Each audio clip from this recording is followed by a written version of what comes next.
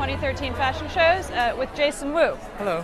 Jason, you've had quite a big month Thank you. with doing the second inaugural dress for Michelle Obama. What kind of impact has that had on your business? You know, having the First Lady choose me again was really such an honor, and to have that kind of publicity around the world is something that I don't think any designer could ask for any better endorsement.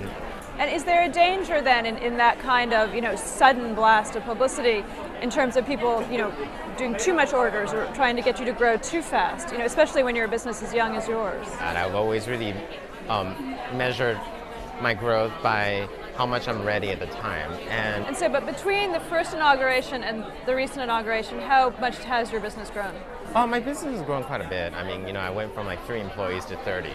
But, I think it's always been very measured, very carefully measured. And if you were going to describe that direction and where you want to be in, 10 years, which is really in 4 years from now, Yeah. where are you going? Well, it's really about making what I do, but the best form of it.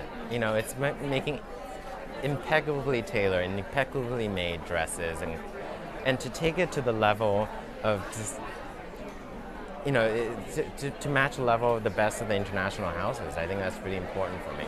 How big do you think you should get? The bigger the better, but I also am realistic about the right amount of growth at a certain amount of time. And sort of year on year, is it 10%? Is it 20%? What's manageable for a business like you? I think a 10% growth is really realistic. And for us right now, we're sort of at a point where we just taken that next level and we really want to maintain. I think maintaining is almost as important as thinking about growth, because you can always go up, but you can't go down. How many global stockists are you in now? I'm in 190. 190.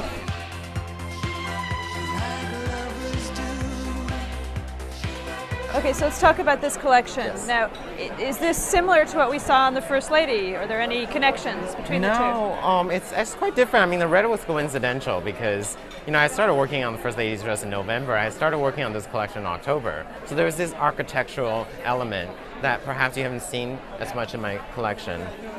But what is familiar is the softness and the beauty of the draping, and that the panel is actually made out of pleated fabric. And that the wool cocktail dress in itself is interesting, is paneled in such architectural shapes. And of course the construction inside, always the clothing must be as beautiful inside as out. And right now, I think this is the quintessential piece of the collection. It's the outerwear.